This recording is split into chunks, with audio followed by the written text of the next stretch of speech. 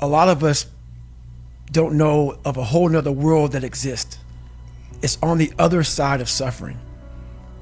Once you break these barriers that you have made for yourself, like the mind is the most powerful thing in the world. It is so amazing that I used to be a 300-pound guy and I thought that was it. Could barely read, could do anything. And now that what was inside that person was this guy that's in front of you today. That's how scary the mind is. And that's what I started realizing through this journey, is that once I got a taste of, wow, man, I haven't even begun to crack what the mind is capable of. And what I started realizing is on the other end of suffering, that's the real growth of life, because you realize how the mind processes shit. The mind has capabilities that are so unknown, and I found that through suffering. And there's a whole nother world on the other end of that. Our mind wants to protect us. The mind is like, honestly, it has a tactical advantage over us. It knows our deepest, darkest fears or insecurities. It knows where we start to feel, we start getting that doubt creeping that says, hey man, you know what, man, maybe this isn't good. Let's go back home to the wife. Let's go back home to the kids. This is not comfortable. So in that moment, the mind directs us. It's a protective mechanism. It saves us from doing bodily harm, or it really saves us from discovering that the mind's like, I want to be in charge of you. I don't want you to be in charge of me. So it tells you, let's just stop right here. But once you start breaking through that barrier and start breaking down that governor that you've put in your mind, because we forget we are in control of our mind. We believe it's the other way around. No, we put in our minds what we should do, but we believe our mind is telling us, it's giving us all this feedback. We have to reprogram it and tell us, no, we're good. We're good, this sucks, but it's okay. But this is what it is. This is what I figured out. I was so afraid of myself that I had to figure out, I became a master of my mind. People, when you're afraid of something, you have to master it. That's how you start to overcome it.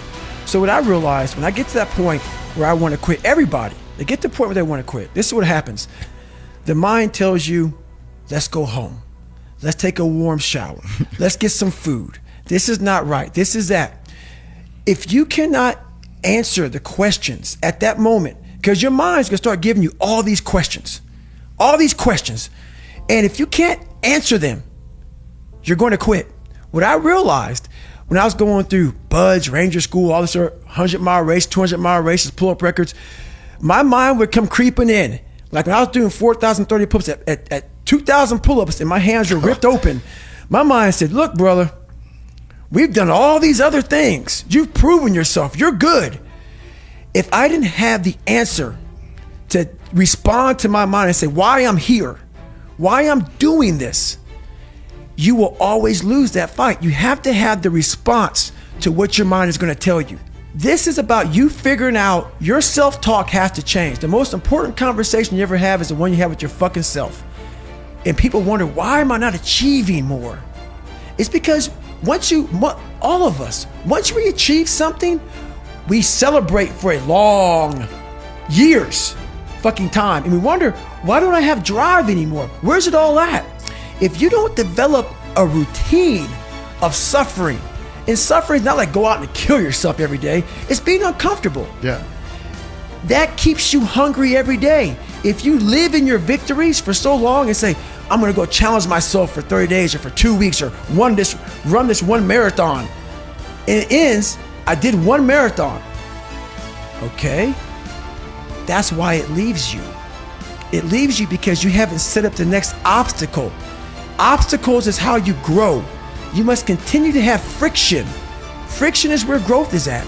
With no friction, there's no growth. No growth. A lot of us don't believe that we can achieve the impossible. And along my journey, I started realizing, man, I gotta fucking tell some people about this shit, man. Like, I discovered something that some people have, but they don't even fucking know. All of us have it. But along this way, I wasn't, like I said, I wasn't a theorist. I became a practitioner.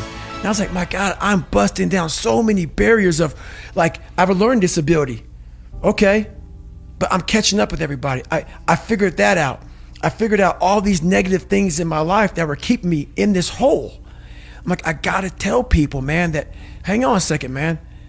You can fucking achieve the absolute impossible. You don't need great parents. You don't need like a private school. You don't need to have this humongous GPA and all this other shit.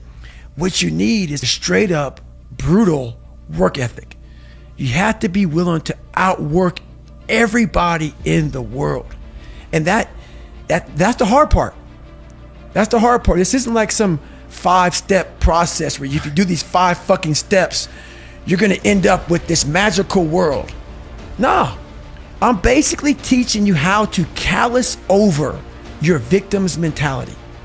I'm teaching you how to, like, I did 67,000 pull-ups in training for the pull-up record. I was seriously callousing my hands to protect them. What I'm trying to do with people is teach them how to find more of themselves to where they empower themselves. I'm all about the underdog.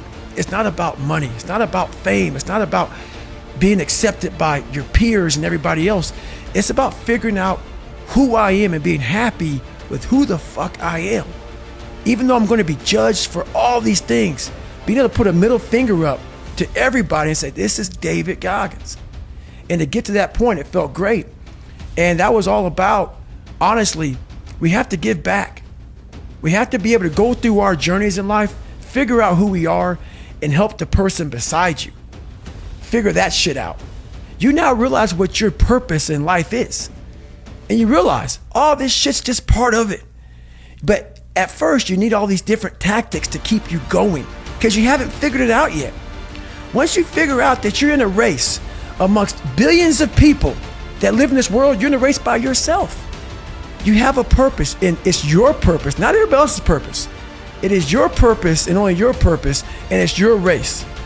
So then you're like, hey man, I'm doing my thing. I'm doing it to the best of my ability. What's next? There's no longer these small increments to get through life. Because once you figure out why you're here, it just becomes a process.